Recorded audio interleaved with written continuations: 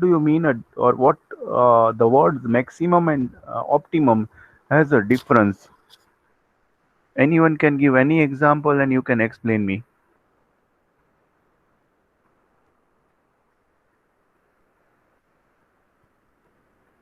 Okay, yes, someone has written something. Just give me 1 minute. Optimum means full utilization of resources, and maximum means then, Nancy Ben. Okay, carefully listen now. Uh, Whenever, like for example, I am saying that my car is having a maximum speed of 220.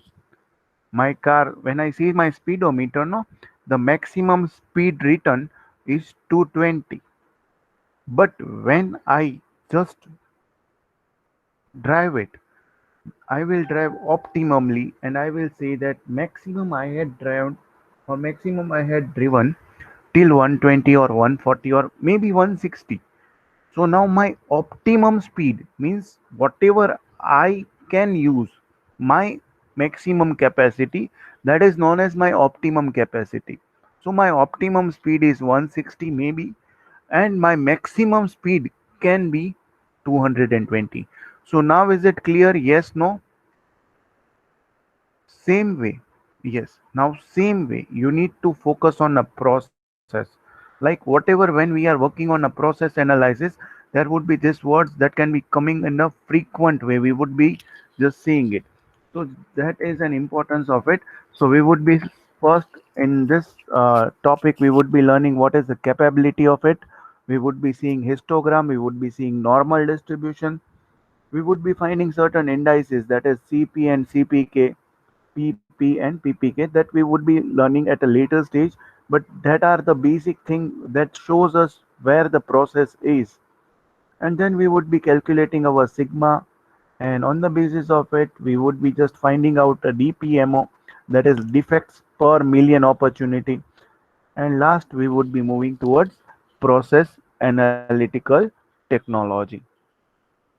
So now I am starting my today's session with this topic only. What do you mean by capability?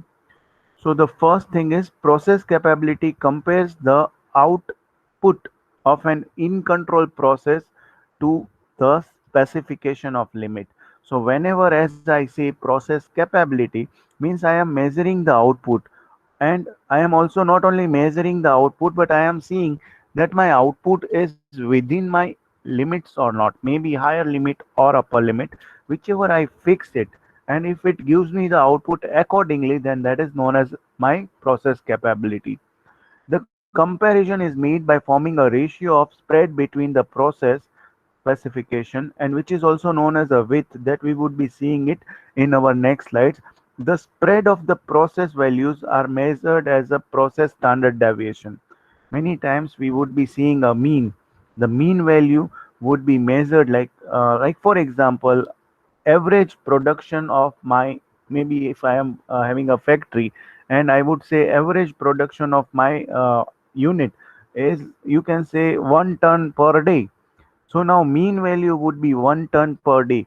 But maybe sometimes there would be less output and sometimes there would be more output, because in average there would be a different values that are arising, and that would be analyzed.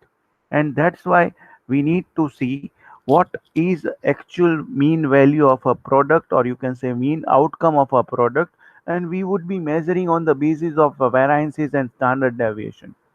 Remember, a capable process is one where almost all the measurements fall inside the specification limit. See, inside the specification limit, see, I am again highlighting there are two boundary points that is actually visible, maybe the upper side or lower side. But we need to understand all the boundary point, and we need to try to produce within that boundary points. Why? Because that two boundary points, if we are underutilizing our capacity, then also we are having a chance to upgrade but we are not upgrading. And if we are overutilizing our capacity, the consequences would be our machineries would be having more depreciation, or maybe frequently it would be just having a wear and tear. So to reduce all this, we need to set a standard, and that's why process capability comes in a picture. Okay, so this process, see, this is most important thing we need to learn. It is a bell-shaped curve. Here, see, basically, when I get all the instruments, or you can say all the bars in my bar, so I can say this process is a normal process. Maybe the mode value is somewhere here and it shows something, but actually my mean value would be 75, and my process like standard deviation is zero point 0.3, which is very nominal. My upper control limit and lower control limit is, you can find out, see, it is 73 and 76, or you can say 77, and on the basis of it all the data points are in between, and my sixth standard deviation is 1.8. So you can see the error rate is very much reduced, and this way you can just monitor your output. So this is a basic histogram of Six Sigma process. As I have said, that when you just apply Six Sigma process, your 99.999 percentage of all the data, that is 99.7% of all the data, lies between this plus or minus 3 standard deviation. That is above one standard, that is you can say 9.5 9 sigma, but that is yet not maximally introduced. You can say zero defect is that level, but it is not yet introduced in a perfect way that can be, you can say, picturized. But you can take this as a 3 plus or minus standard deviation, that is 99.99999 percentage of a data. So now, why we are using this capability indices? Why we require to implement the capability index? So there are some of the examples where we can use it. The first thing is process is not centered. Do you remember in previous session I had shown you the mean was having a different spread, and you cannot predict the output due to it. That's why mean, if it is not at a center and if output is having much more variances, at that time you need to implement the process capability methodology. Next is a process with large variability. See, if there are large variability, if the outputs of the data shows much more variability than from mean, then at that time you need to control it, because there is an abnormal variation that you need to correct it. Next is one-side specification. One-side specification means your data is showing a skewness, whether left skewness or a right skewness. If it is showing left skewness, means most of the product or most of the output of your production is on a higher side. So you are getting higher side, but due to its consequences, your machine depth is more, your wear and tear is more. And sometimes if the data is a negative skewness, or you can say right side skewed data points, then your production is underproduced, your output is not producing efficiently, and due to it your cost, or you can say fixed cost, are utilized 100%. So we need to control all these things, and that's why capability analysis should be used. And last is setting conformation, or you can say conforming a customer satisfaction, or you can say specification. Many times customer require a thorough product. So when they need a thorough product, they make a standard, and that standard should be achieved. So many times confirmation from customer, or from top management, or from quality manager, we need to apply our capability index. So till here, any doubt to anyone? Till here, any doubt to anyone, students? Yes, no? Great, great.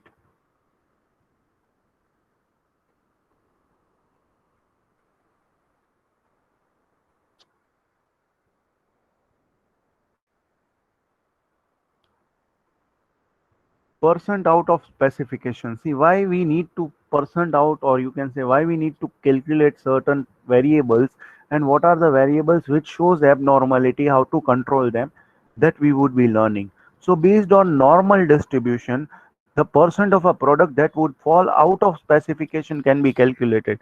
So whatever the region, the data point, or we can say the outlier, if they are, you can say, harming our product, or you can say if the quality. Yes, what happened? Sonam, क्या हुआ? Should I continue? Any problem, students? Okay. So I am just continuing. So many times no outlier should be found. Why that abnormal variation is there? What are the basic outliers that we need to find out, and then we need to remove it, and we need to make our process proper, thorough. And that's why that can be explained like there is one example we would be seeing it. Assuming that we have process mean that is 50, that is the center, we have standard deviation of 4, and we have upper limit and lower limit, that is 58 and 46. See, 50 plus 8 and 50 minus 6. So we are having upper limit and lower limit, and we divide the problem into two parts. First, percent out of the specification on higher end, that is we would be finding upper limit, and then we would be finding percent out on the lower end, that how much data points they are out from a lower point. So this way we need to apply our normal distribution. So the normal distribution would be applied on a both side. So upper limit minus x bar, that was 50 upon standard deviation. Same way up our mean, that is x bar minus lower limit upon standard deviation, and then we would be finding our z values.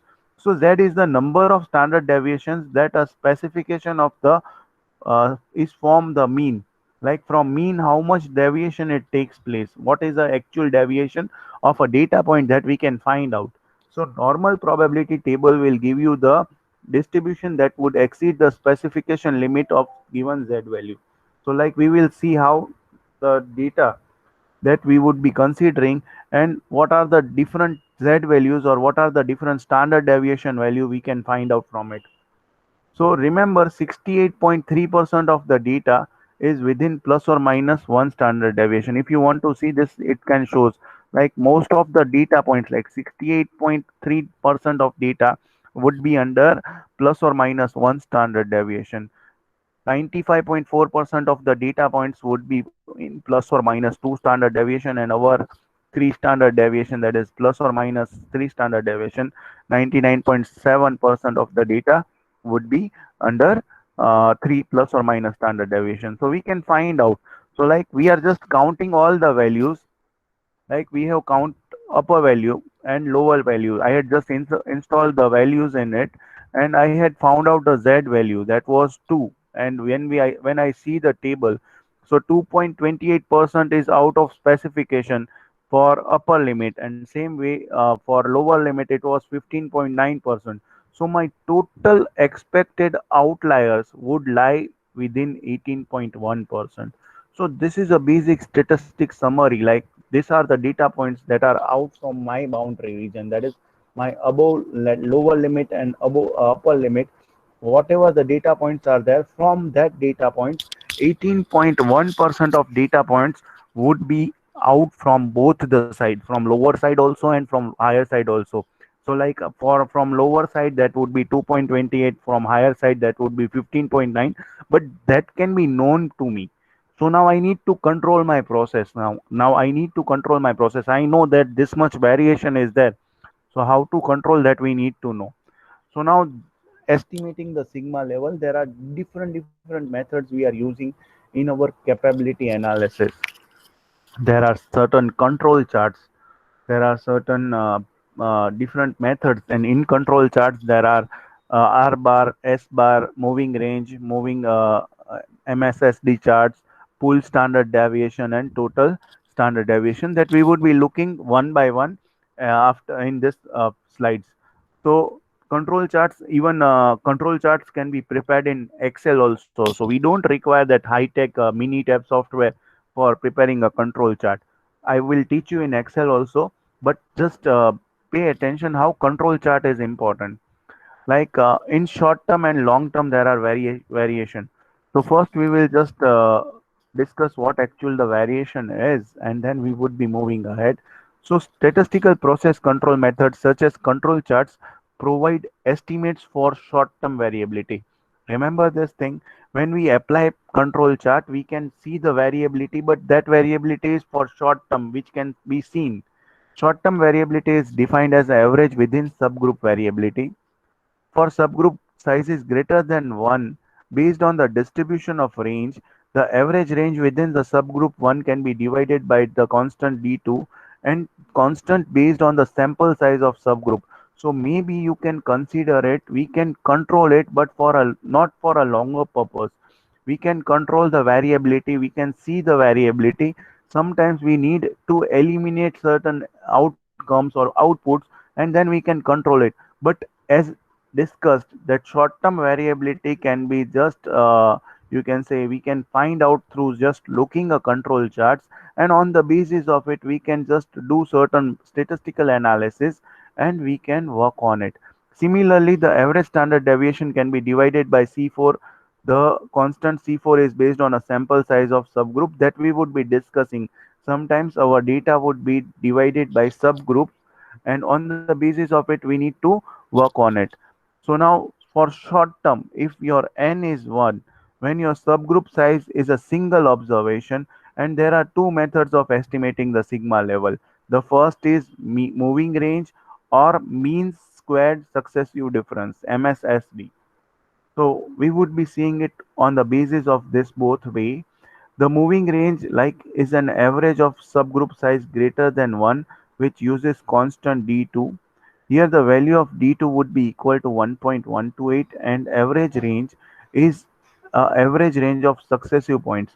So maybe we can put our standard like average range would be divided by overall range for a long term, and on the basis of it we would be putting some constant and we would be dividing a range with them, and we can come to know what is the exact difference.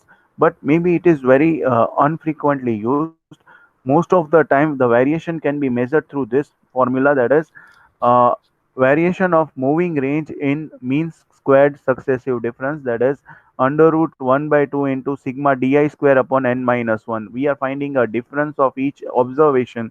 We are doing the square and just we are dividing it by n minus 1 of a sample data. If it is a population data, then we would be dividing it by n. Don't worry about this all formulas. It can be just calculated very easy in the softwares. So these are the things you need to remember rather than for short term and long term. We would be just seeing the variability. With one click, you will get all the variability. So now in long range, or you can say in long term, total variability can be estimated from entire data set. So in short term, you are having quarters, like many times you have heard that it would be D1, D2, D3, whatever the period you are deciding, that would be a sample data. But when you consider a longer duration, at that time it can be considered from an entire data set or you can say from a population data set. The total variability is estimated by treating a data as a big sample using only overall mean and looking at how the data points vary around overall mean. See, most of the time the mean is given more importance. If you focus the mean, after that you just need to find out a standard deviation. First step would be variance and then standard deviation. But when you look at it, you come to know that whether your process have a stable output or not. So till here, is it clear? Yes, no? Don't go on a technical terms. It is really technical, but don't go on technical terms. When we would be just using Minitab, no, with one click you will be getting a different graphs and you would be finding all this mean, sum, squared, average, and all these things. You would be just getting all the things. Okay, you just remember the variability for short term and long term. The total variability estimates for long-term states for the process variability. Remember, whenever we are finding a long-term variability, it just discuss a process variability rather than you can say a small variability for a product. So process variability can be known through long-term estimation. If process is stable, then variability is seen in a short term consistent with what you expect to see in a long term. See, remember this thing whenever you are just running any calculation. So the simple thing you just need to remember whenever we are just working on a sample data and population data, the mean would remain many times same. Maybe near to difference you can find out, but it would remain same. And when you see short term and long term data, when you compare the mean and standard deviation and other things, whether for a short term, whether for a long term, there would be you find out a same or consistent with what you expect to it. So that's why whatever the sample data shows, that will only give you the outcome for a longer duration or long range outcome. Like for example blood test करवाया है सबने, yes no, किसी ने blood test करवाया है, yes no, yes, ये सब चीजें याद ज्यादा रहती है, then I am just giving an example for it. So remember when they do the blood test, no, they count a mean value for your red blood count and many other things are there. But why? Because, yes, listen, why? Because they know that if the sample shows accurate data, your overall body's blood would be proper. The same way, when you see some variation in short term, that would directly affect the variation in a long term. If the process is stable in short run, your process would be stable for a long term also. If but you need to see many uncertain circumstances are there. If uncertain circumstances does not affect, then your process would be stable for longer duration also. Now, when we apply this process capability, what are the basic assumptions that we focus? Like many times, no, we need to see the assumption while applying the formulas and all the statistical control techniques. So first thing we need to assume that our process is in a statistical control. That is, whenever we are measuring our output, the data lies between my lower and upper limit, and you can say my data points are lying between my mean. The next thing I should remember that the distribution process is considered as a normal. So whatever the outcome when I am getting, the data points are normal, and overall I just need to discuss it in a normal way. Like for example, whatever the output would be, but it shows a normality. The peak should be in a normal, it should be coming under my bell shaped curve. If these assumptions are not met, the resulting statistics would be highly unreliable. See now, many times, no, the data is normal only because when we just start the process, that process would not have much variation. But sometimes, due to certain reasons, due to certain other factors, if data is not showing normality, and if we just apply the things, then at that time we would not get a proper outcome, and we will see that in when we do a data analysis. So in later modules, we will discuss capability analysis for non-normal data. Like if there are more variable, how to control that variable. If there is abnormality in outcome, we can control it, but that is another part of it. Now just think the data is normal, the process is smooth, and we would be just applying the model. There are several statistics that we are using to measure a capability process, and that statistics are known as a CP, CPK, PP, and PPK. So these are just capability indices. CP and CPK just measures a short-term variability, whereas PP and PPK are calculated and it is based on long variability or long-term, or you can say total variability. And variability is maybe on the basis of short-term data, sample data, or maybe on a long-term sample data, which would be in a more data points. So you need to remember whether the first thing is when you just apply state capability indices, first requirement is data is normal, all the data points lies between your upper and lower limit. If it is there, then you can find out this all measures, that is CP and CPK, PP and PPK. So now that measures a variability. So now we would be discussing about CP and CPK. First, CP. So it is again just a measurement which we measure in our process capability. Uh, Approximately 99.7% of the data from normal distribution contain between plus or minus 3 standard deviation that I had discussed with you when I have started this slide. If the process is in a control and distribution is well within the specification limits, then the difference between upper specification and lower specification should be larger than 6 sigma. See, this is most important thing we need to learn. Like suppose if there is abnormality in it, then that would be above 6 sigma. Otherwise, all the 99%, or you can say 99.7% of the data would be between plus or minus 3 sigma, that is our 6 standard deviation. If the specifications are larger than 6 standard deviation, the ratio would be less than 1. In simple terms, there is a ratio with which we would be finding out. I would be showing you how this ratio can be found out. And if the answer is less than 1, then you can understand that there is abnormal variability. You can say there are outlier in a data. How to reduce that outlier data? That depends on a process modification. Process modification means you change the machinery, you change the working methodology, or maybe any other thing. But that requires a process modification. If it is less than, if it is more than 1, then your process is meeting a specific, uh, you can say, specifications, and your mean is at a center. You don't need to do anything because you are getting more output. You can say more output. In other words, you are getting a normal output. So till here, any doubt? I am just showing the formula also, and we will calculate the CP and CPK. But till here, any doubt to anyone, students? Great. See, it applies the basic bell-shaped formula only. But here, the basic thing is, whenever you are finding out CP, you would be just finding your upper limit, lower limit. You would be subtracting your upper limit minus lower limit, and just dividing up it by 6 standard deviation.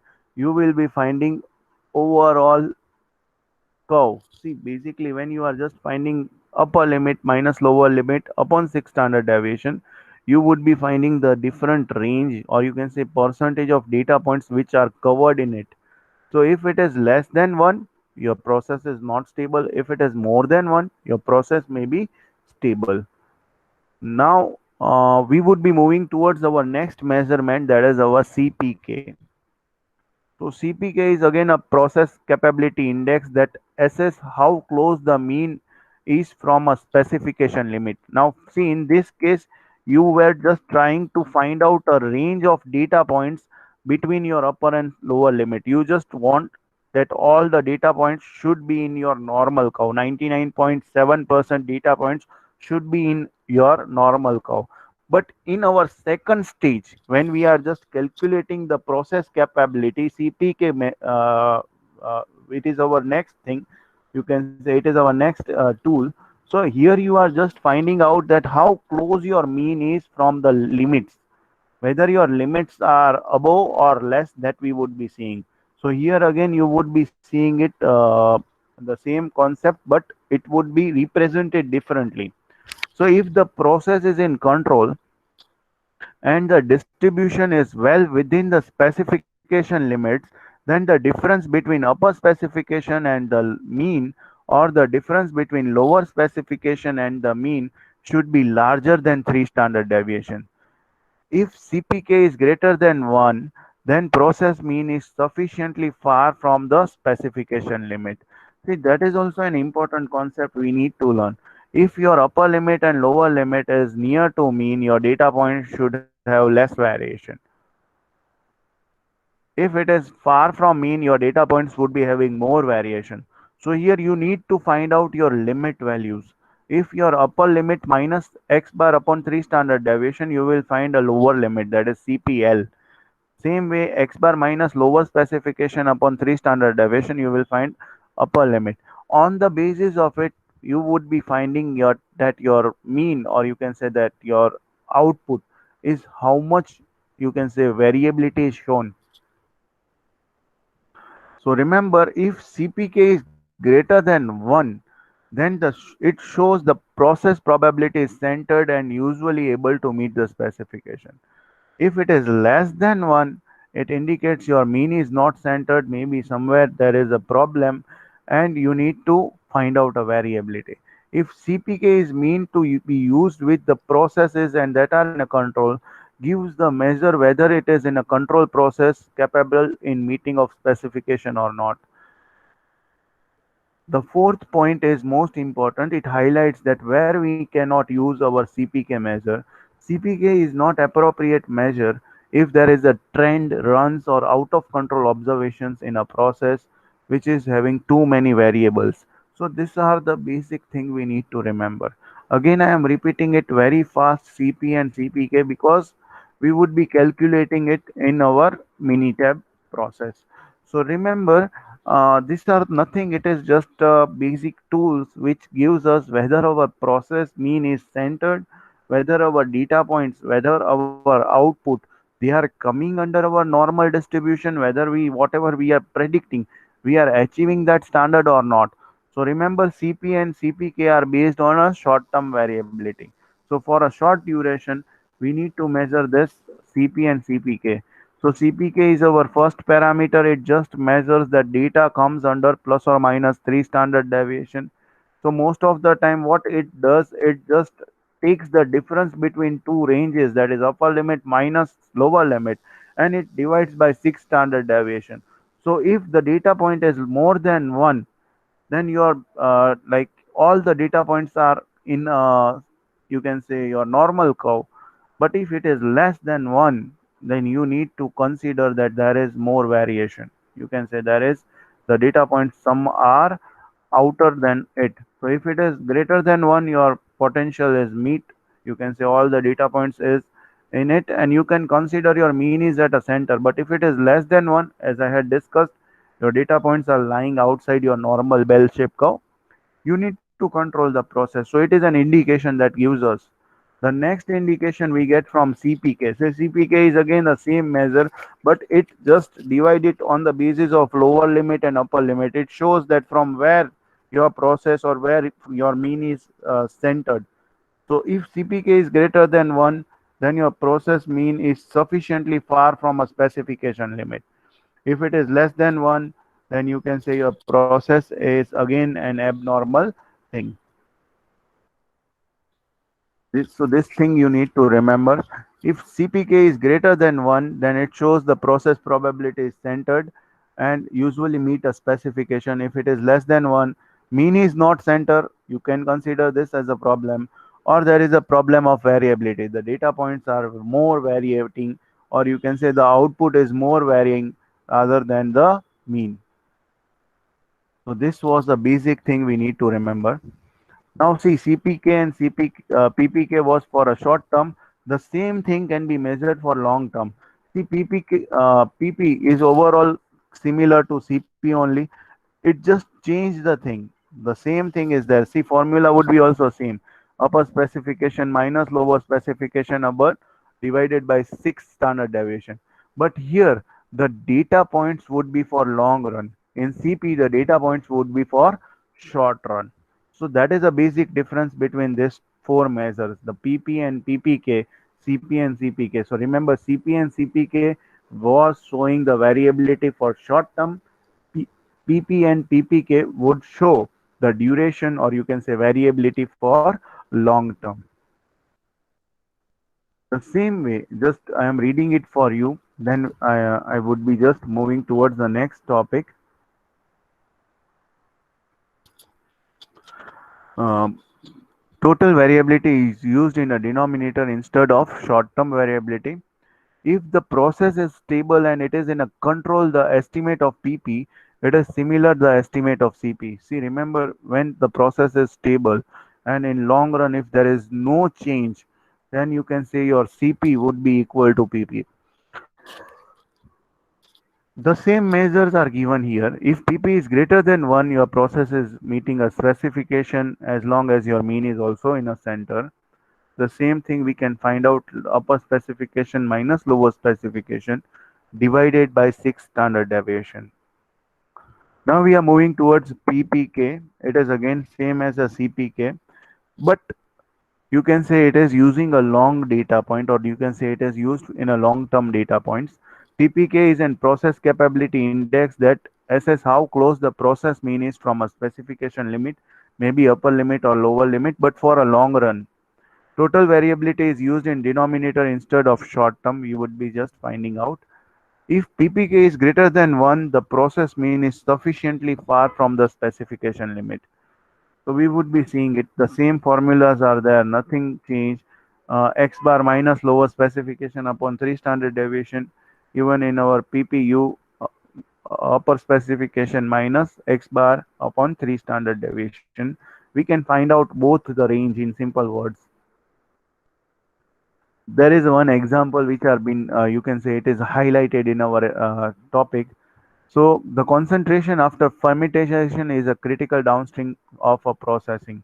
So maybe we are just moving towards it. The tolerance level are given, that is 0.45 milligram or ml plus or minus 3 standard deviation.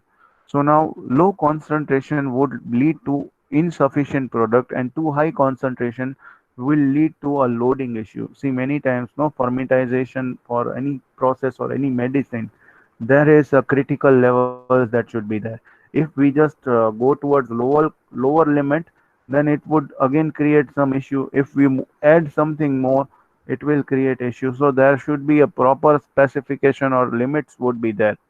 So we need to see whether our process is in a capable and stable results or not, whether they are giving us stable results or not.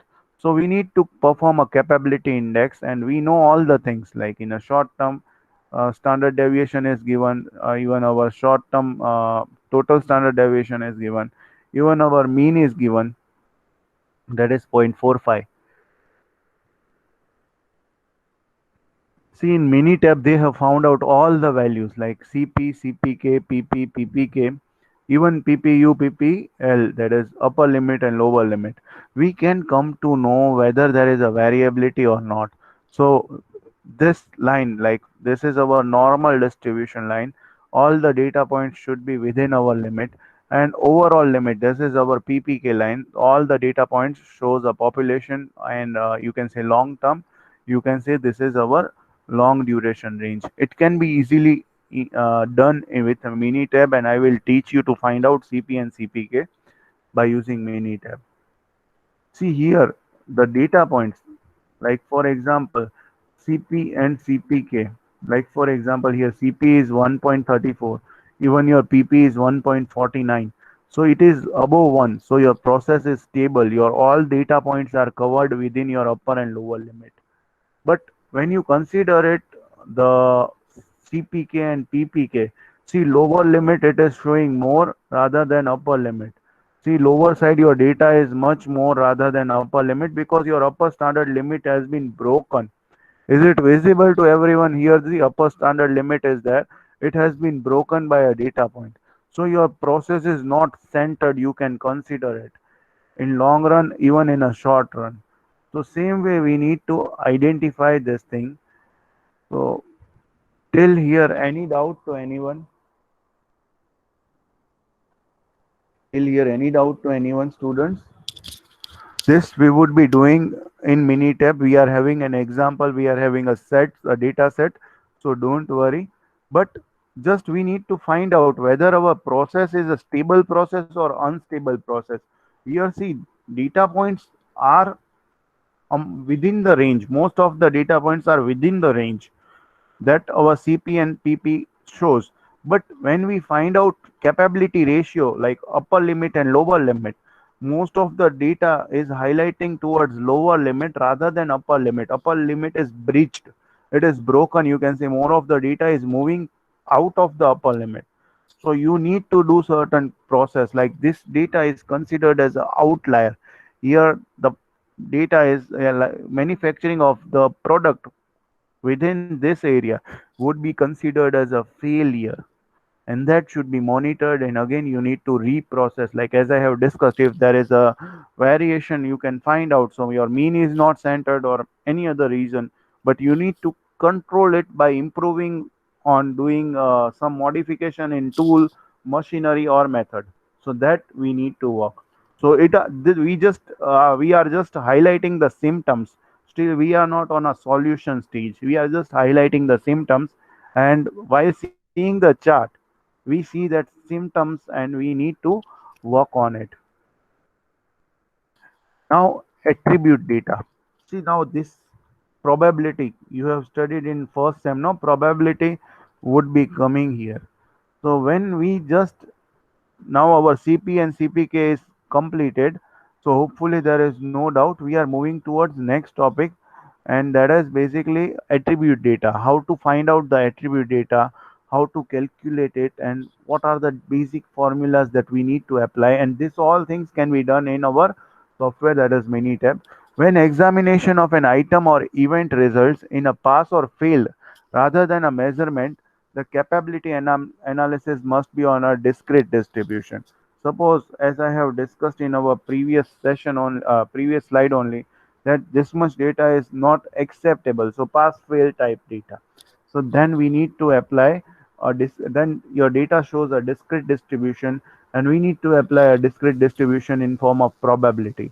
So we can measure it on the basis of a count or a proportion. Suppose there is a counts or a proportion, then we can apply binomial distribution. Suppose there is, you can say you can measure it on the basis of a performance rate, like for within 1 hour, this much output can be there. So at that time, you can apply Poisson distribution. We would be discussing on the basis of, sorry, okay. We would be first discussing about DPMO. So most of the time when we are working in a huge factories, there we are just measuring uh, defects per million opportunity. Like for example, when we manufacture 10,000 units, how many units are defective? And on the basis of a sample and a population, we just find out the same thing is given. Number of defects generated upon number of opportunities into 10 raised to 6, we find the defects of, you can say, DPMO. Like they have given an example also. There are two defects generated through the 100 sample. So 2 by 5 into 100, that into 10 raised to 6. So 4,000 units would be defected. Why 5 I had multiplied? Because 5 areas. So 2 defects from 5 units, sorry, 2 defects from 100 units. So basically 500 area. We were taking 5 sample, 5 areas. So 5 into 100 and into 10 raised to 6. So 4,000 units are DPM, or 4,000 units would be defective per 10 lakh units. So now we are moving towards the binomial data. If the data shows accept reject type, like whether your fail or pass type of data is there, then at that time we need to use binomial chart, which is shown through P chart. And we need to plot a P chart, and here we would be finding out the limits, and we would be seeing the percentage defective limits. And by using 95% of confidence interval level, we just find out whether to accept the lot or reject the lot. This is one a best example, like 20 units are there, we are just inspecting it, and on the basis of the inspection, see, we have found that our upper limit and lower limit, this I will show how to prepare it on X bar chart.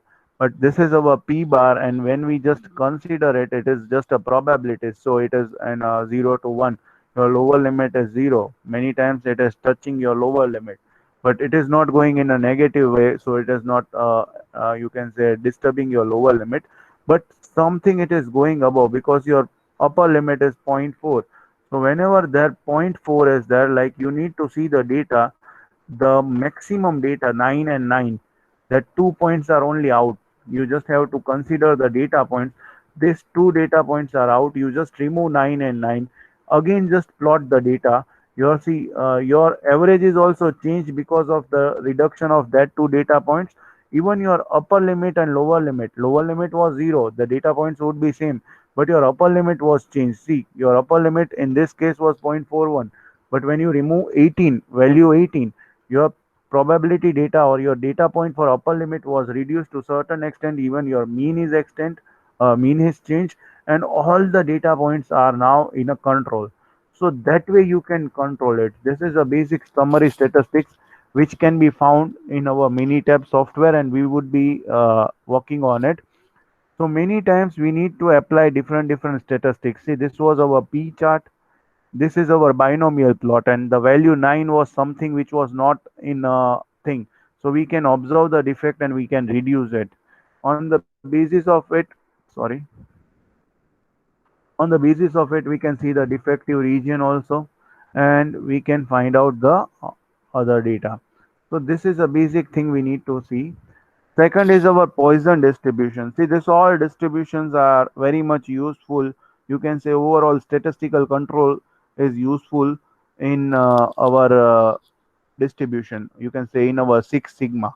So most of the time now in Poisson distribution, suppose as I have discussed, your data is having frequency count on the basis of duration. At that time you need to apply Poisson data or Poisson distribution. In Poisson distribution, again you need to find out U chart, you need to remove defective units, and the same things are there, like you are having a inspection of 50 units. When you just see the units, there is one which is breaking our limit. There is maximum number of that unit, that would be um, 9. See here, only one 9 is there. Other all are under control. So that when you remove it and when you again plot it, it will change your average. See here, the average was 2.96. Here your average has been reduced to 2.87837. Here your upper limit was above 8. It has reduced to 7.9 because it was outlier. It was affecting your data. When you remove it and when it is been plot, your data is in a control, even your process becomes in a control. You just see all the points are in a plot, and all the things are moving as per the plan for our lower limit. So till here, any doubts? See, Poisson plot and you can say binomial plot, I will teach you. Even on the basis of it, you can just apply normality. So till here, any doubt to anyone, students? Yes, no?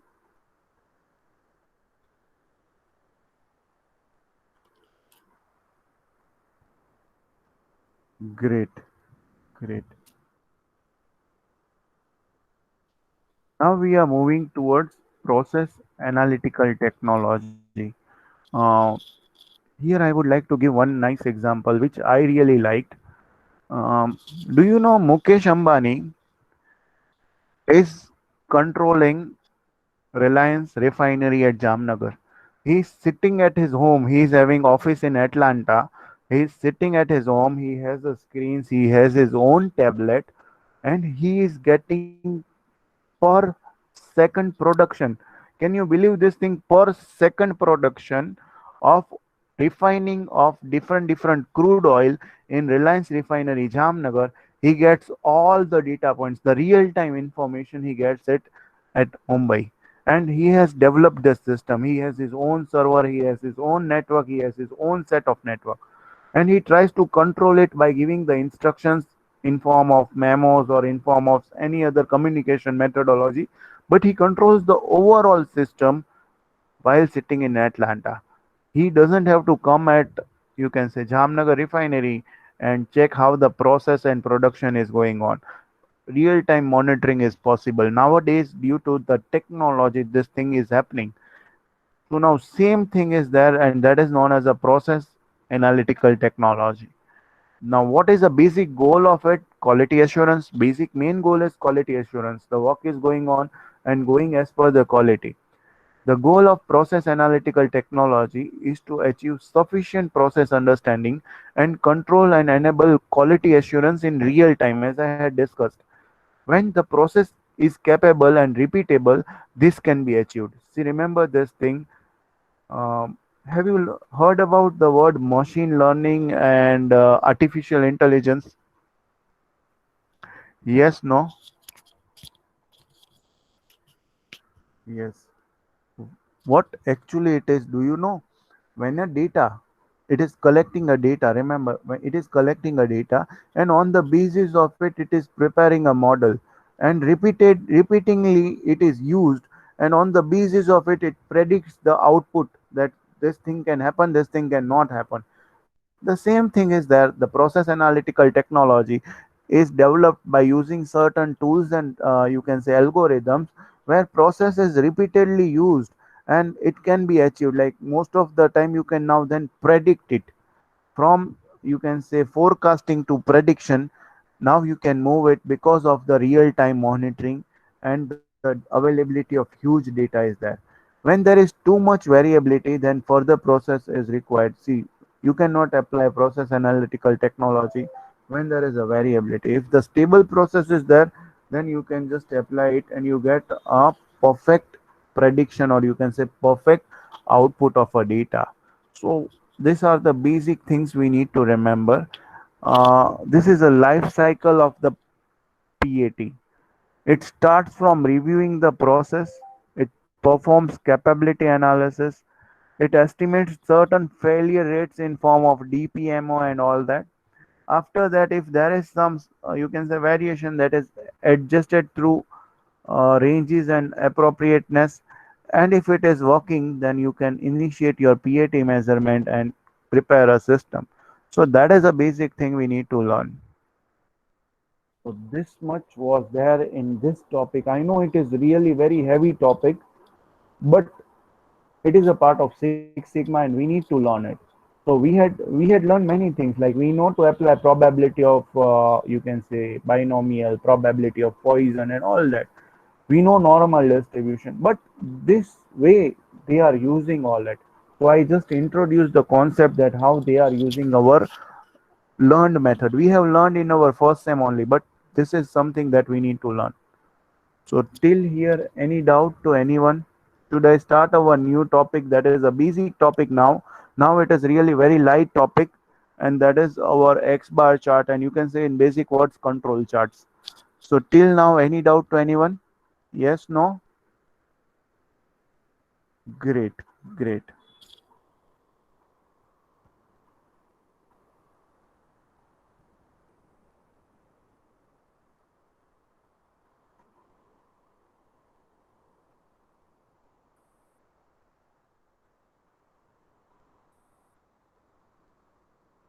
Now we are moving towards new topic that is control chart, and obviously it is also an important topic to learn.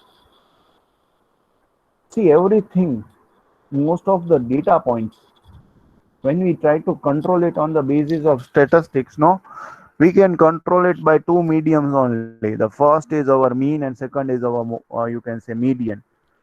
So whenever we apply mean, no, we apply control chart.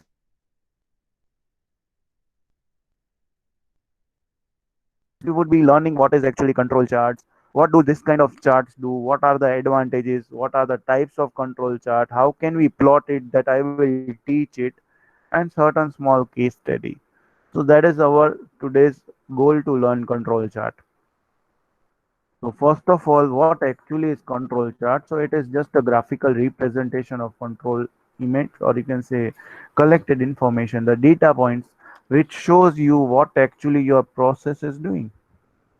It pertains to measured or otherwise judged quality characteristics of the items or samples. In simple terms, control chart shows whether your process is stable, it is near to mean, you are having two limits, that was as I have explained, upper limit and lower limit, whether your all data points are in upper limit and lower limit or not. That can be known through control chart. So remember, control chart is just a sensing element. It just gives us a sense that whether our process is proper or not. What actually control charts do? So first thing is, it detects the variation of in the processing and warns if there is any departure from the specific tolerance limit. So as I have discussed only in my last statement only, it is like a sensing element. Whether our process is not as per the standard, you get senses or you get some you can say signals that your process is not as proper. You need to work on it. It is a primarily diagnostic technique. Remember, it is using us to diagnose whether there is a problem or not in our process. It depicts whether there is any change or the characteristics of the item since the start of the production run. It just gives us whether we start our production run. It shows up whether our process is in process or not, whether there is some outliers or whether there is abnormal change or abnormality is noticed or not, and on the basis of it we can take a decision. What are the basic purpose and advantages? Again, a theory part as I am discussing with you. So first thing is, a control chart indicates whether the process is in control or out of control. Remember, control means not that control, it is a statistical control, whether your process is between upper and lower limit or not, that can be known. through process chart. It determines the process variability and detects unusual variation taking place in a progress. Remember, this control chart is detecting unusual variation. Unusual variation means the variation which are not frequently used, like which are not frequently taking place. There is abnormality, and that abnormality can be sensed through seeing the control chart. It ensures the product quality level. It helps us to know whether our product is whether our output or whether our product is a quality product or not. It warns in time, and if process is rectified, the time scrap percentage can be reduced. So as I have said, it is the diagnostic model. If something goes wrong, we can just rectify our method of process, and on the basis of it, we can reduce the error, or we can reduce the you can say risk of failure. It provides the information about selection of process and setting out of tolerance limit. Many times we are getting information to set a standard. So on the basis of that standard, we just need to see whether we are moving as per the tolerance limit, that would be upper limit or lower limit, and we get a proper knowledge. Like if our tolerance limit is much more, we can reduce it and we can make our process lean. Control chart helps us being a reputation of organization through customer satisfaction. Many times we can just represent our satisfaction level through control charts. If the process is stable, the output would be stable, and if output is stable, your customer will get a quality product every time, and on the basis of it, you build a huge reputation in a market. So these are the basic advantages of control chart. I am repeating it again very fast. It indicates whether our process is in control or out control. Remember statistical control. Okay. Next is it determines the process variability, means distance from mean, whether your process is centered or not, and you can find out the unusual variation takes place. So it gives us a sense if there is abnormal things happening in our production process, you can get the idea. Third is it ensures the product quality level. Whether your product quality level is proper or not, that can be known to us. Third, it warns in time, and if it process is rectified in time, scrap percentage can be reduced. Like many times, you just get an idea when you just get some intuition, or you can say from note from seeing the control chart. If process is going in a wrong direction, you can control it, and on the basis of it, your scrap percentage can be reduced. Your last two advantages are it provides information about selection of process and setting the tolerance limit. See, we need to update ourselves.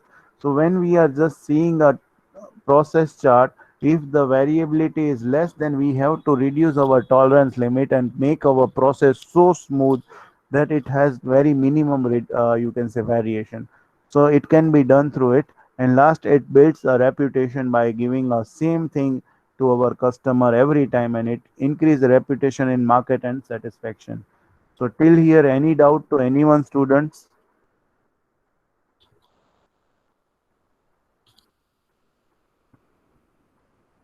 Till here, any doubt to anyone? Yes, no? Great.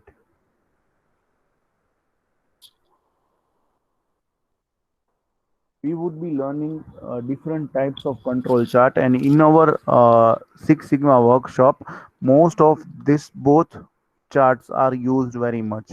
It measures the variability. Why it measures the variability? Remember, because when we are just working on Six Sigma methodology, we are seeing a process variability, and that's why to sense the variability, we require this both chart, that is X bar chart and R bar chart. See, X bar chart, don't get confused, it is just a name. X bar means your mean. Your data points reflecting from the mean can be highlighted from it. And R bar chart means it is nothing, you are just doing average of your range, and on the basis of it, you are just showing it. So that is your R bar chart. It measures the variability. But attributes charts are also there, and that would be covered in our visualization topic when we do Minitab. Comparison of variable and attribute chart. What actually, like, why we are using variability chart and why we are using attribute chart. So remember, variable charts involves the measurement of a job dimension, whereas attribute chart only differentiate between defective item and non-defective item. In my simple words, when you just see variability, at that time you just qualify, or you can say the data would be in a quantity numbers. But when you just see the attribute chart, you will see the defective or non-defective items, and there you would be just plotting a simple pie chart or something, because it doesn't have any other thing, it just have an attribute of different variations or defective or non-defective, so that can be known. The next is variability chart are more detailed and contain more information as compared to attribute chart. We would be seeing it because, as I have discussed, it is a quantitative data. It would give us more thing, like we can find out mean, we can find out upper limit, lower limit, and all that. But in case of attribute chart, we have no data, rather than we just have accept or reject thing. Attribute chart is based on go no go process, and data are comparatively bigger size. So many times attribute data are large in number, but when we use variable data or variable chart, you can use a sample and you can reduce the size of data and can get the output from it. Next is variable chart are expensive. Many times the plotting of variable chart requires more time, more, you can say, tree chart and all that are used, and that's why sometimes it is expensive. I will show one variable chart which is really very useful after this completion of it, and which also gives much more highlights of it that we will be learning today. Now we would be moving towards our first chart, that is our X bar chart. So remember, X bar chart is nothing your mean chart. It is also known as a mean chart. It shows changes in a process, and it is affected by changes in a process variability. Always remember, your mean is affected by outlier. If your mean, like average, mean is nothing, it is an average of a data point, is directly affected by a outlier, maybe from a lower side or maybe from higher side, it would show the variability and it highlights it. It is a chart of or a measure of central tendency. Obviously, mean, median, mode are a part of central tendency, so it is a part of a central tendency. It shows erratic or a cyclic shift in a process. So if there are cyclical shift or any erratic shift or abnormal shift, you can get it from a bar chart. It detects the steady progress changes like tool wear or something like that. In long term, when you just observe your bar chart, know if your tool, your machinery is in having a wear and tear of it, or if it is not calibrated, if it requires service, that can be known through a bar chart. It detects the steady progress changes like tool wear and all that, as I have discussed. It is most commonly used variable chart. When used along with bar chart, see now, bar chart and R chart are sisters. You can see both are used together. So now when it is used along with R bar chart, or you can say range bar chart, what it tells us, it tells you when to leave the process. When the process is not favoring you, you need to leave it. It secures information in establishing or modifying process, or you can say inspection procedures can be done through it. It controls the quality of incoming material. Many times no R bar chart gives a quality sense, so it gives a controlling material whether to work with it or not work with them. Many times raw materials are based on this kind of thing. Whether there is much more variability in weight of raw material, then you can discontinue it by seeing the R bar chart. Not only alone R bar chart, but with that you need to see X bar chart also. X bar and R bar chart, when used together, form a powerful instrument of diagnosing a quality problem. If there is a quality problem, then this both plays a vital role it. Now we are moving towards R bar chart. It controls general variability of a process and it is affected by changes in a process variability. Many times R bar chart is showing a generality. It just sees that what are the general variables that affect the change in a process variability. It is a chart for a measure of spread. Remember, R bar chart is showing the range and it shows the measures of spread. It is used along with X bar chart as I have discussed. These are the basic charts, but I would like to first teach you and then I will show you in our this slide. So students, give me 1 minute so that I can show you. Just give me 1 minute. I am showing you the R bar chart.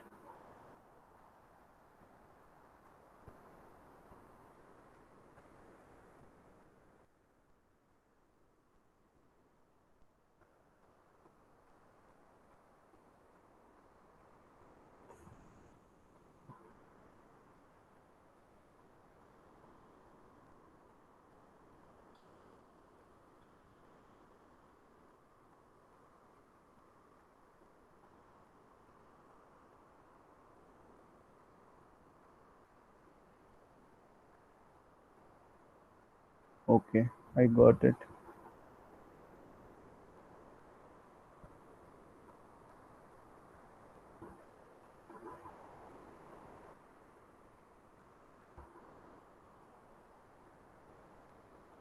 कौन गुलशन जे? Yes, गुलशन आया है. गुलशन.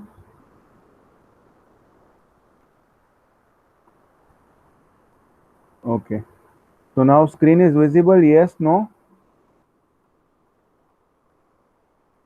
Screen is visible. The Excel sheet is visible. Great. See, this is the basic data which I have collected for 10 days. These are my 10 days. And these are my three machinery, that is X, Y, and Z. It is producing something. I don't know, I had gathered some data from anywhere, but uh, near about my data is showing some variability. That is, my X machine is getting something, my Y variable is getting something, and my Z variable is or Z machinery is producing something. And in 10 days, 30 products that have been product or you can say produced.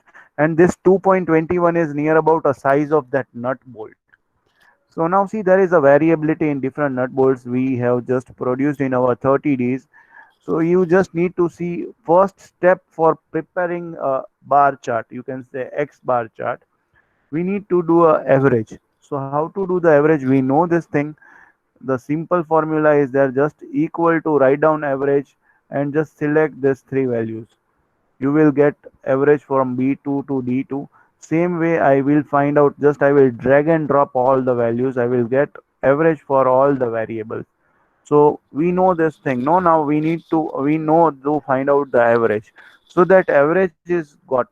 Now for plotting my X bar chart, I will just I will delete it. So I will just okay. So now for plotting my X bar chart, I would just write down here my average, whatever I had copied, like the X bar average I had considered that I had just copied from this to next slide. Now see, basically this is the average of three machineries, but I need average of all the machineries and all the days. So what I will do, I will find the average from all the things. So like from that, I had just added all the values and I had divided, so I got the average, that is 2.502. Now this becomes my X bar. This becomes my central line of a data. On the basis of it, I need to find standard deviation. So how to find standard deviation in Excel? We know, just we need to write equal to standard deviation and B2 to B11. So B2 to B11 means from this data I had just found out a standard deviation, that is we need to find out, and this is my standard deviation. Now for upper limit and lower limit, remember the rule. For upper limit and lower limit, remember the rule. upper limit would always found by x bar min plus 3 standard deviation. Means whenever you are just finding your upper limit, so remember your whatever your average is there, this average, grand average, into plus 3 standard deviation, that is plus 3 into standard deviation. When you need to find out lower limit, the same rule is applied, that is your x bar minus 3 standard deviation. So just calculate. I will show you how I had calculated. Just do in a calculator. What is our standard deviation that we know? So our standard deviation is 0.19.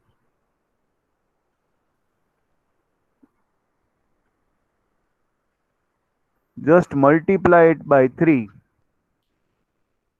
0.57. See, just I had added to it. I had added to our mean value. That is 2.502.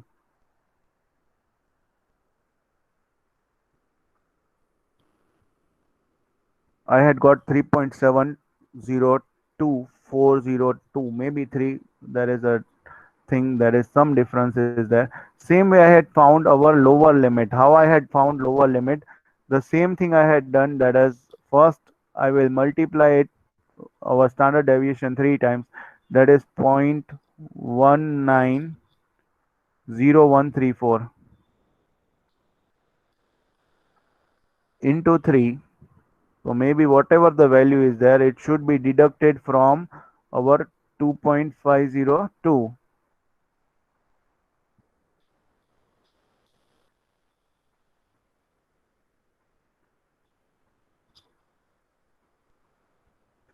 See, I had got my upper and lower limit, that is 1.9315. Okay. So same way I had got my upper and lower limit. I am having each of them.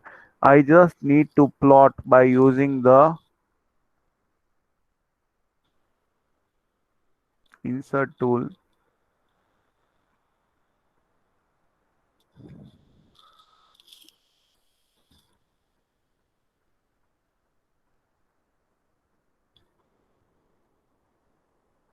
Just give me 1 minute.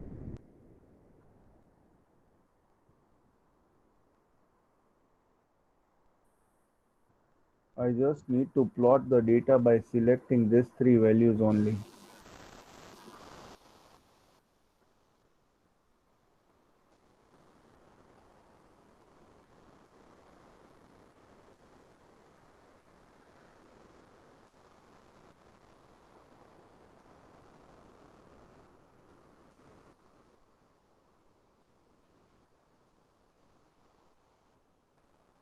Just give me 1 minute, students. Okay. See here, I have got my data. Now, obviously, these are my data points. This average x bar is my data points. The central value, that is my x bar, x double d bar. So that is my central value. This is my upper limit and this is my lower limit. You can modify it by using certain measures. You can change it, you can delete the values or something like that. You can plot it like format plot area. You can change your border style, or you can say, just give me 1 minute.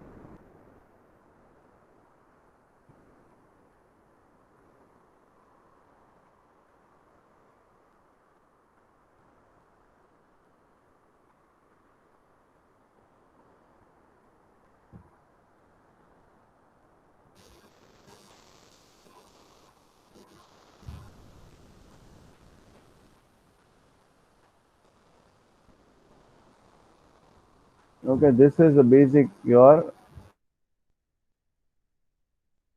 So same way you can plot it. So this was a basic control limits. Now see your all data points. Your all data points are in a limit. Now suppose one data point I am changing it. I am just changing it above 4 because my 3 value is there. Now suppose I am changing to the 4. See, it is not touching my above limit still. So suppose my data variation is moving above 9. See, my data values are in control. Why it is in control? Because still my mean value is not affected by one variable. So this both data points can be known through us, like this both problem can be identified. These are the abnormal values, but every process is in a near. But when you see this graph, like for example, see, it is just breaking my lower limit. When I just plot a range chart, it is breaking my lower limit. Why? Because the range has been affected directly. So same way what it was, I am just changing it to 2 point something. It would be again in a proper sequence. When just I just affect it and I plot it in a range chart, again it would be affected.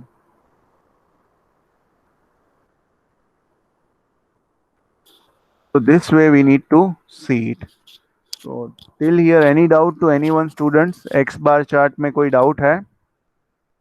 It is still easy. See here, when we are preparing in this Excel, it is bit difficult.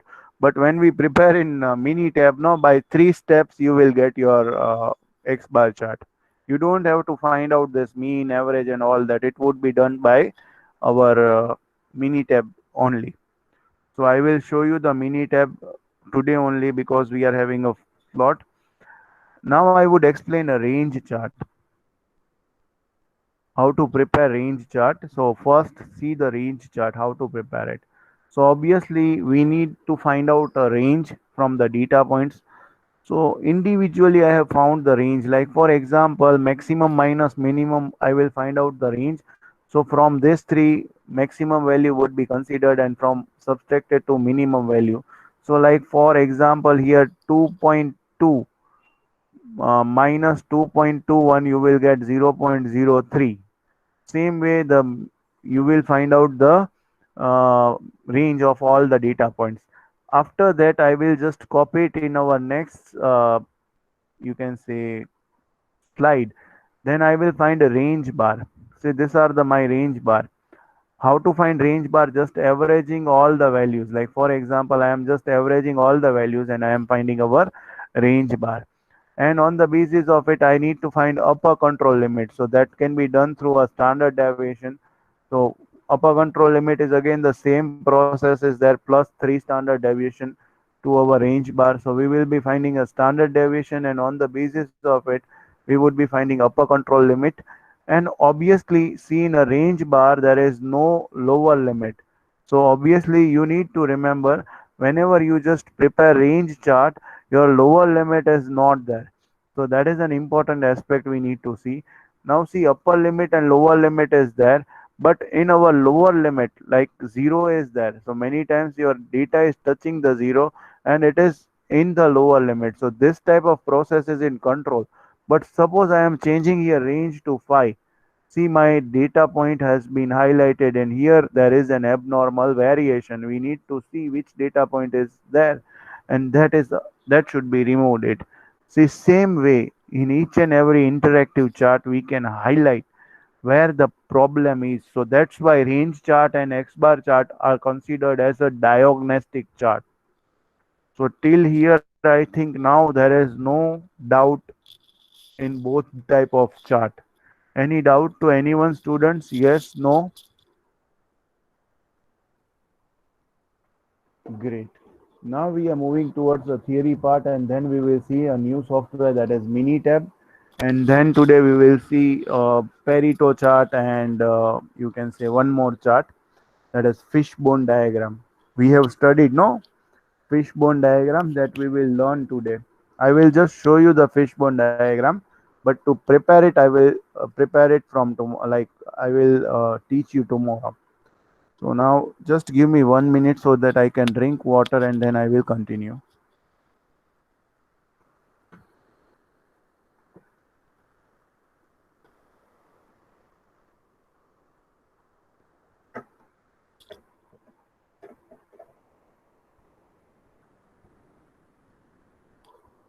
So as we have discussed R chart and X bar chart, the same way the charts are showing, many times you need to see our process or our data should be in a limit. If it is in a limit, then there is no you can say variation. The approach, how to make it and how to analyze it. The first step is to determine what type of data you are working. Obviously, the data should be in a numerical form, maybe output data or maybe a data for related to quality. Like for example, if you are just seeing the capability of machinery, then the number of outputs would be in a numerical form. But sometimes what happen, you are just seeing the data of measurement, like in engineering. If suppose in here Jamnagar, many brass part units are there, so they are just measuring the output of CNC machine. So they just need to know the accuracy of measurement. So they would be just getting a data of centimeters and millimeters and all that. So first we need to see whether the data, how, what type of data we are working. The second step is to determine what type of control chart we need to use. Many times we need to use only X bar chart, many times we need to use both. Step 3, we need to find out a control, you can say average, and we need to find out a limits. Maybe as I have explained it, that for upper limit plus 3 standard deviation to mean, and for lower limit plus minus 3 standard deviation to mean.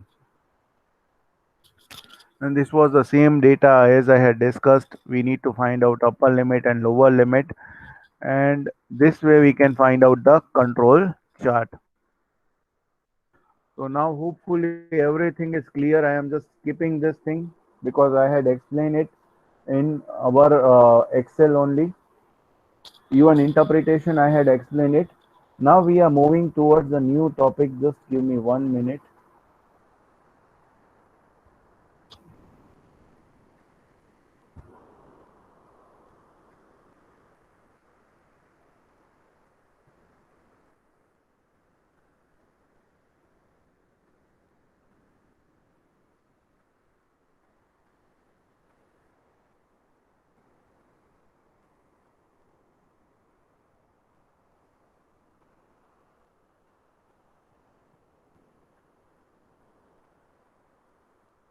Okay, students, I am showing you a mini tab and I will upload a link. You can download this software. Even I would explain how to how to install it and all the other stuff. And today we are seeing a fishbone diagram and Pareto chart. So I would just give me 1 minute so I can open a data and then I will show you.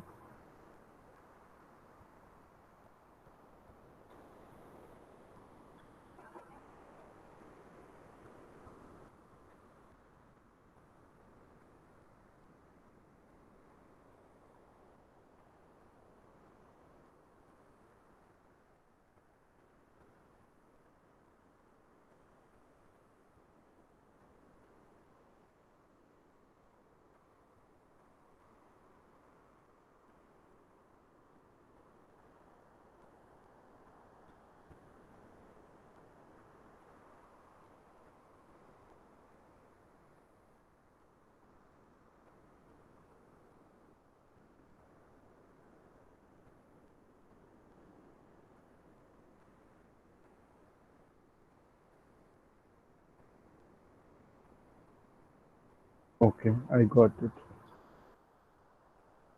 Even I will show you my data set also.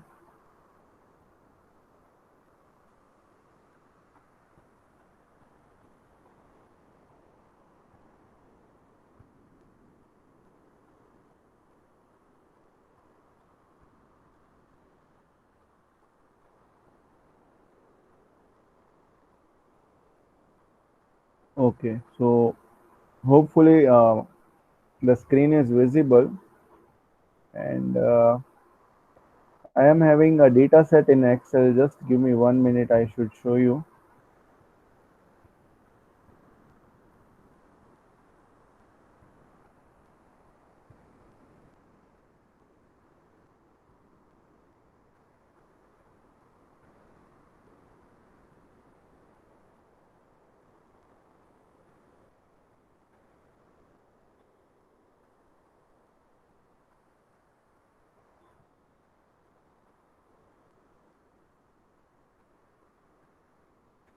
Okay,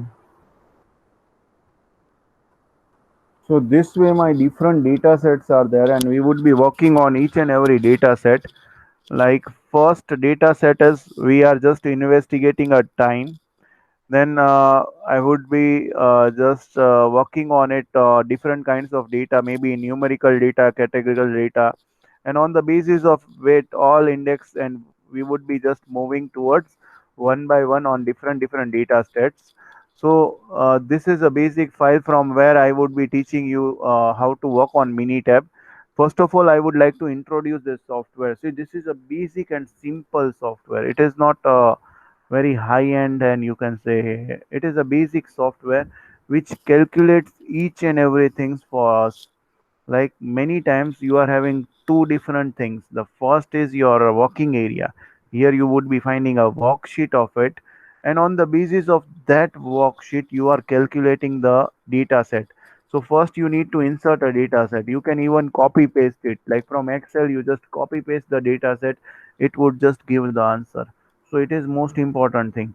Next is most important thing, here you are having a different tools like file, edit data, even calculator, even the basic statistics, graphs, editors, tool window, and assistant. Most of the things we would be working here, that would be basic statistics and a graph. Most important tool for the D is that quality tools. It is not there in many of the other softwares compared to this. It can prepare run chart, Pareto chart, cause and effect chart. See, cause and effect chart can be prepared in Minitab only, and that's why it is given more important. And many quality tools are important here. And many times we can find tolerance interval. You can say capability analysis, that is CP and PPK can be found through here. Even we can find out different summary plot and all that. Even see the statistics, how many tests it can do. First, it can give us a visual representation of a data. From visual representation to graphical summary to, you can say, one sample t test to proportion to sample poison rate to normality test to find out outlier to find out goodness of fit. Other tests are also there, like if you want to done regression, and many other things can be done through this. Even advanced level like design of experiment can be done through here. Control charts, as I have discussed, see in simple way we can find out the different control charts, maybe x bar chart, range chart. With one click you can prepare it.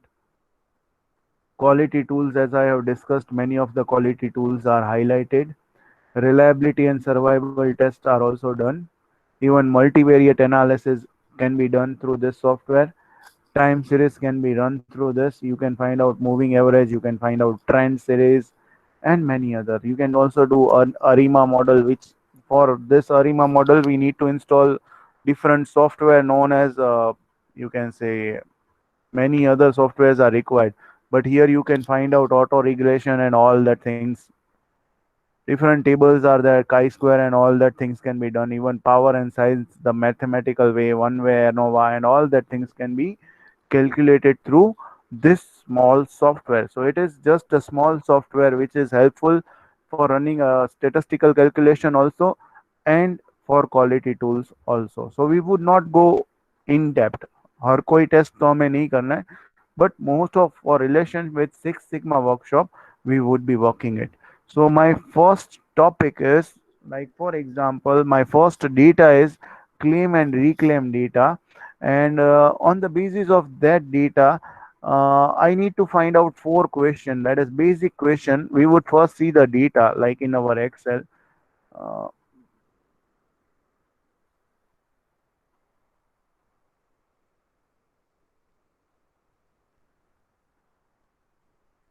okay, so it is my first data. On the basis of it, here I am having this many number of variables and all that. We just have to see.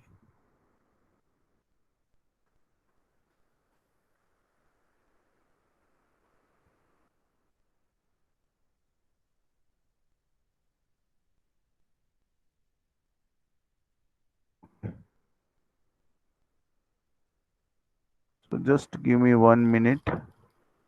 I need to use. Okay, 521 data points should be there.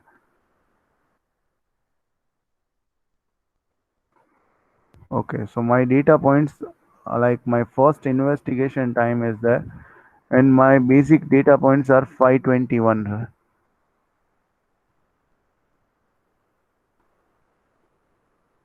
Okay. So we would be seeing it a claim and reclaim data. So basically just give me 1 minute. Now see the different things I need to ask from the data point. The first thing I would ask that what are the average and standard deviation of total time. We need to use a quartiles to give estimate of how many claims and reclaims are handled within 15 days. Is our data symmetrical? And we need to find out which type of reclaim or occurs it in a most often way. So before explaining this thing, I need to show you something that whatever the data available, it is in all the categories available. Like for example, I am having nominal data, ordinal data, ratio data, and interval data. But here, my software doesn't understand all this kind of data. My software doesn't understand all this kind of data. It just understands the two things, whether our data is a categorical data or whether our data is our numerical data. So it just understands this two language, and I am just pasting all the data points.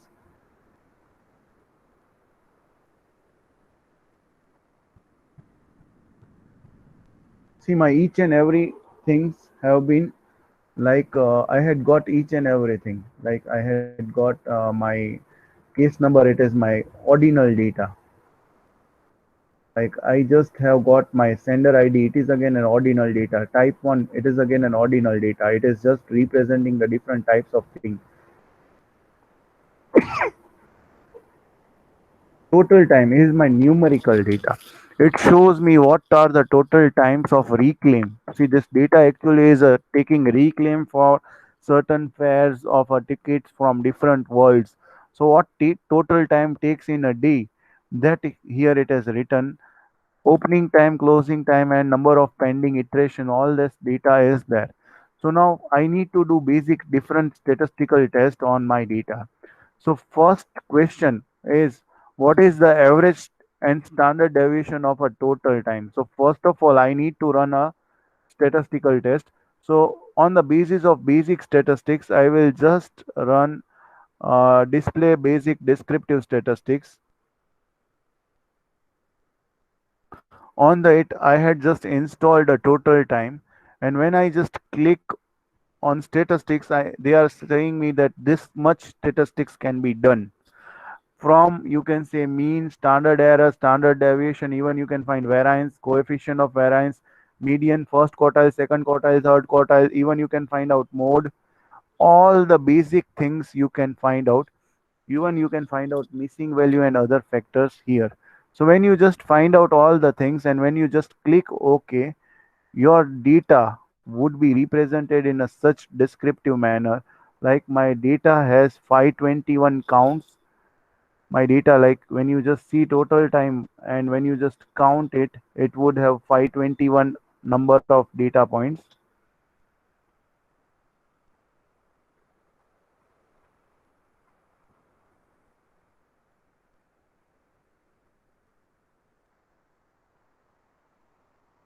It has zero missing value. See, it has 521 data points, right? It has zero missing value. N star shows zero missing value. When I just find out mean, it shows average total duration for the claim would be 9.422 days.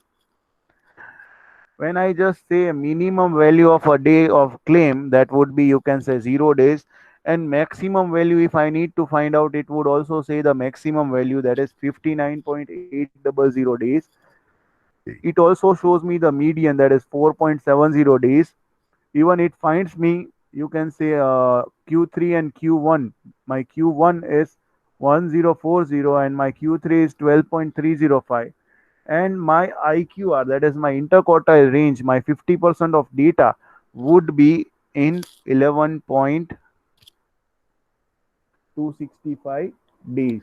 So this way we just get a basic summary of our data and we can see the data and give the answers of a question. Like for example, the first question was, what are the average and standard deviation of total time?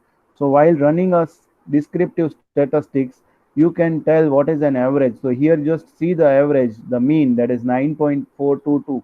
You can give the answer. The second question was standard deviation. So standard deviation can also be known through our this thing, that is 12.661 days. So this way you can just give the answer, that is a basic summary. Next is use the quartile to give the estimates of reclaims that are handled within 15 days. See, this is most important. This you have never used, but quartiles can be used for this also. Like 15 days or less than that days, how many you can say percentage of data points are there. So when you see interquartile range, when you see median, your Q3 is 12.305, and when your Q1 is 1.405. So maximum, like Q3 is considering 75%. So 75% of the data points, of approx 80% of the data points, would be less than, you can say, 15 days. So that is the most important thing we need to learn while we are using a quartiles. Next is the symmetrical, or you can say, is our distribution symmetrical? See, now if we want to know our distribution is symmetrical or not, we need to plot histogram. So we will be just plotting a histogram, and we would be seeing whether it is a symmetrical or not. Obviously we would be considering one value. So simple histogram is there. When I just see, all the data is taken here because I had worked on it. But when you will be working on it, your data, you need to fetch it. So here I would be just showing you by fetching it again. I am just deleting the variable, and I am adding my variable, that is my total time 1. And on the basis of it, I can just add many factors, like I can just have grid lines and all that, reference lines. But I don't want now. Even I can add labels and footnotes over here. So I will click OK, and on the basis of it, it will show me the histogram. And by seeing the histogram, I can see whether my data is normal or abnormal.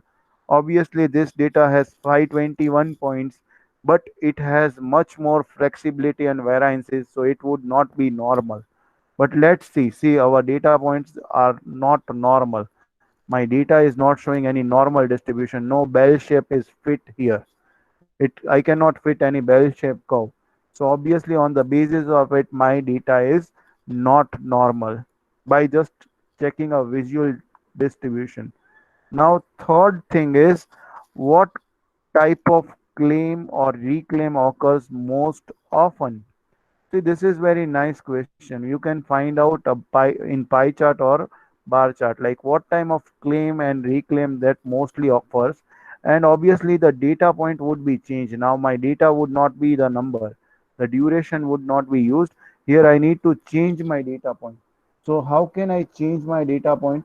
I just need to see where the type is there. So this type would be considered as my data point. Here I would like to show, or here I would like to calculate or see on the basis of a graph of bar chart. See, bar chart are always used when your data is in a categorical value. It shows a category. At that time, you need to use bar chart. I am just adding again to show you. When I just click OK, by seeing the bar chart, you can say maximum reclaims are from which side. See here, OX is having most frequency, that is near about 150. So that's why you can consider it that our OX has a maximum frequency and others have limited frequency.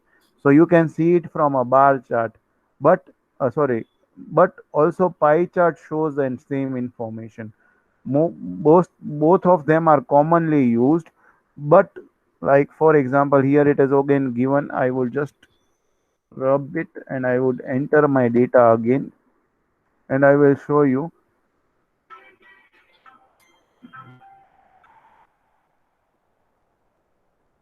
See, my pie chart is also showing like OX is red color, and this pie is having much more area, so that can be visually represented through it. But compare both the things, compare both the charts, pie chart and bar chart.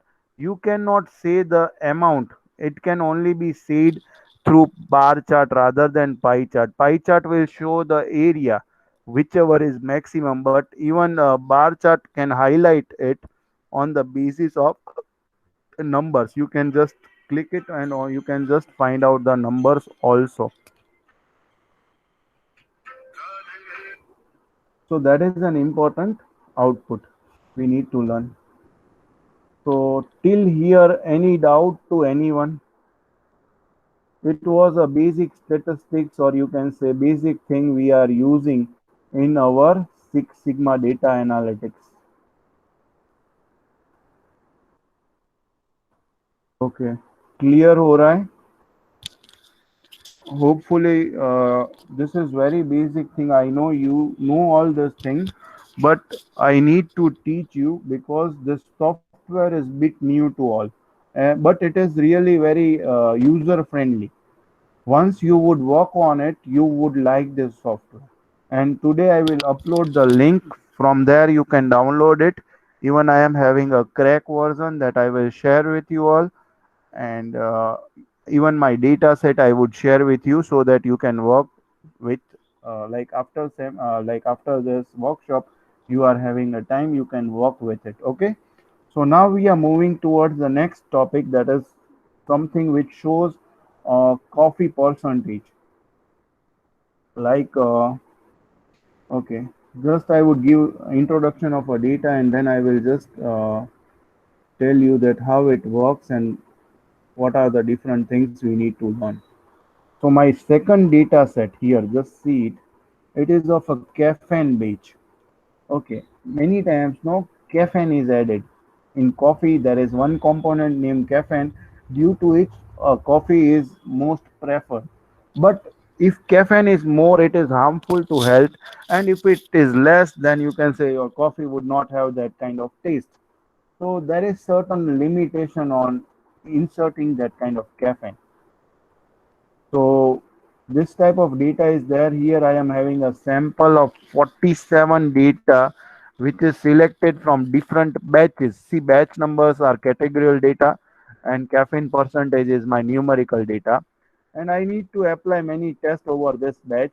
So first I would just start my data set to, just give me 1 minute.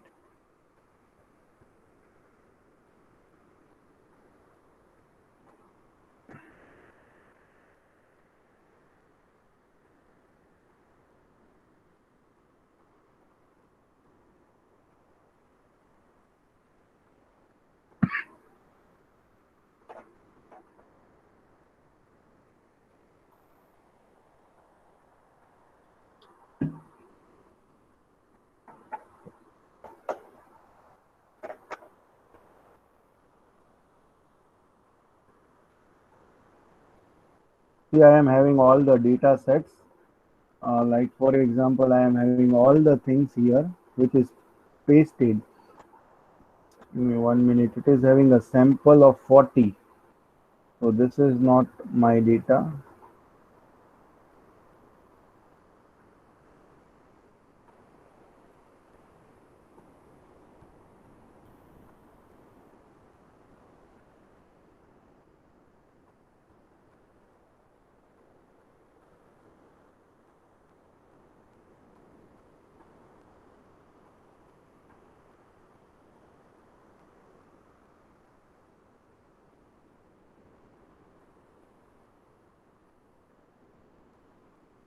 Okay, it has 40 only because it starts from 7. So it is showing me a wrong.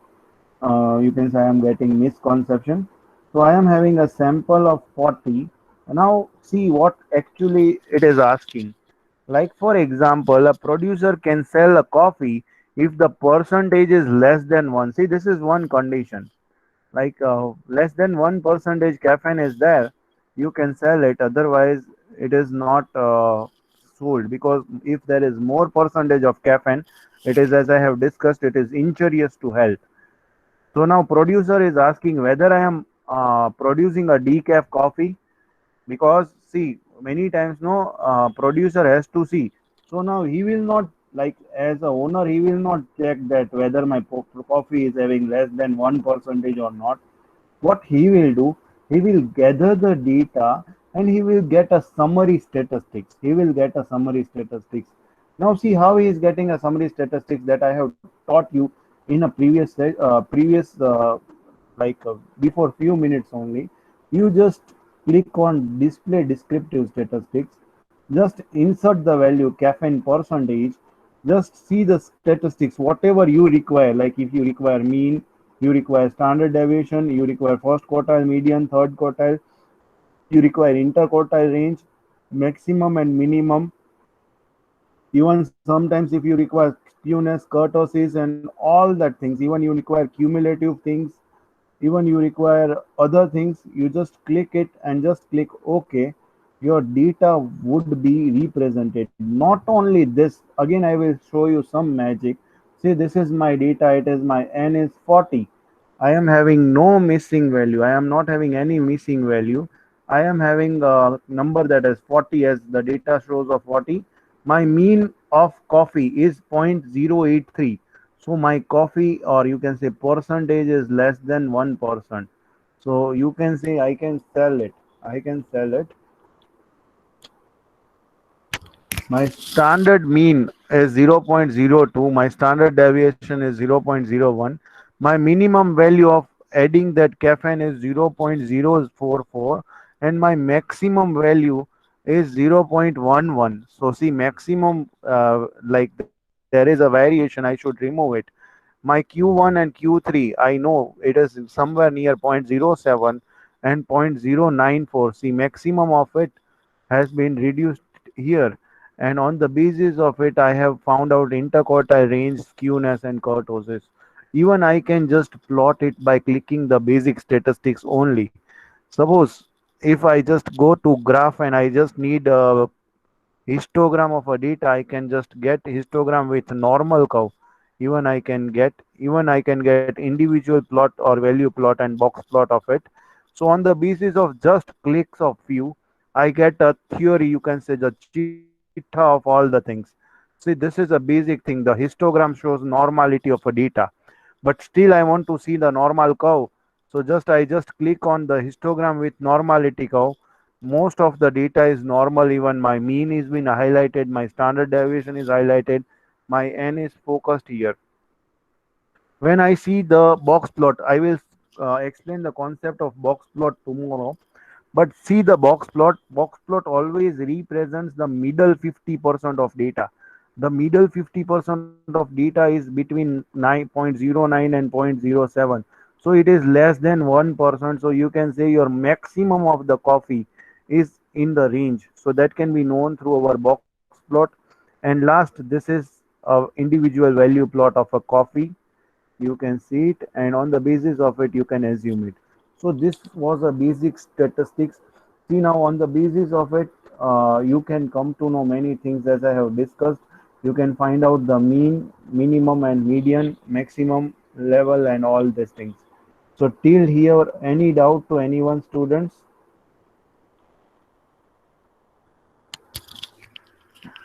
Any doubt to anyone, students? Yes, no? Great, great. Want to we are moving towards one more thing, one more data, and then that is visualization only. We would be moving towards a third data set. Here we would be just preparing histogram and box plot interpretation. We will also try to visualize the numerical value, and we would handle a cross border transfer money share. And we will see box plot, we will also see whiskers, we will see line, we will find out outliers, and all other things. So just give me 1 minute so that I can open my data set 3, and then we will discuss on it. So my data set 3,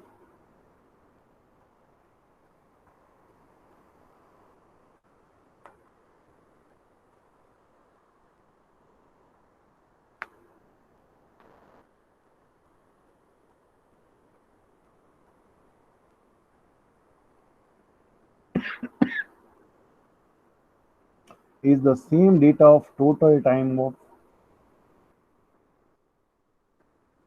521 value. Even you can work on it. So my data set is only the same value of 521 or 520 data points which were highlighted. So 521 data points were there. Now on the basis of it, first I need to interpret whether my data shows normality or not. And second thing, I need to understand what is a mean value, median value, and what kind other things I need to study. Simple, go to statistics, go to basic statistics and plot graphic summary. When you just give total time and when you click on it, you will get each and everything. सारे test जो individual करने पड़ते हैं ना, every test you would be find out. See, Anderson-Darling test shows normality of data. Its p-value should be less than, you can say, its p-value should be more than zero point 0.5. But here it is less than zero point 0.5, so data is not normal. First thing you get, its mean, its standard deviation, its variance, its kurtosis, its n, its minimum value, its maximum value, its first quartile, its median.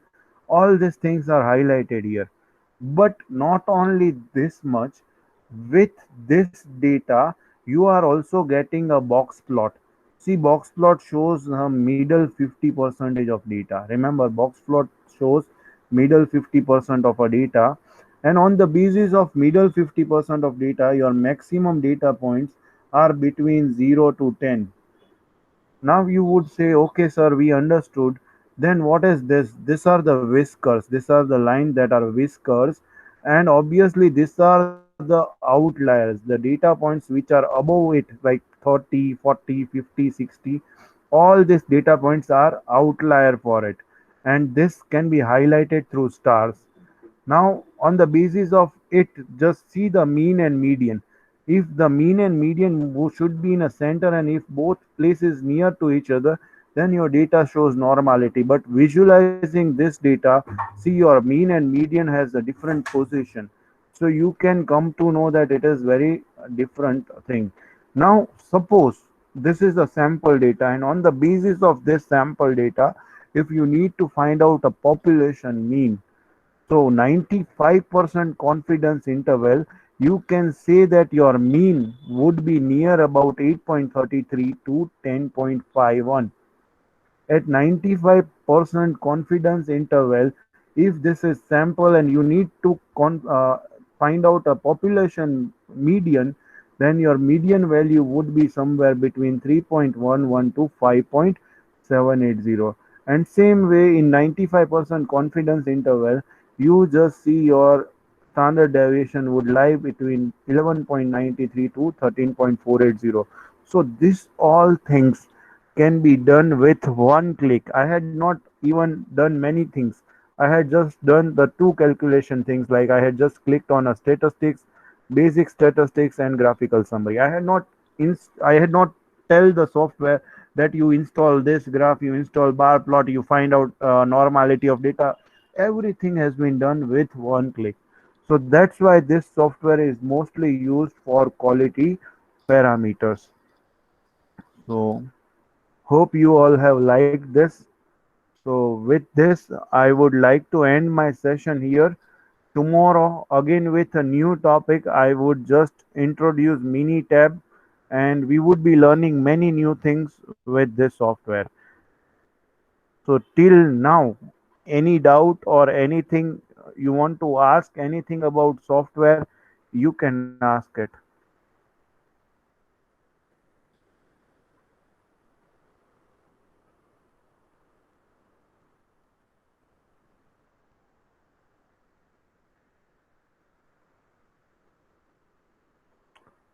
Okay, did you like this software? Software Gaimo? Do you like this software? Something new? Yes, great, great.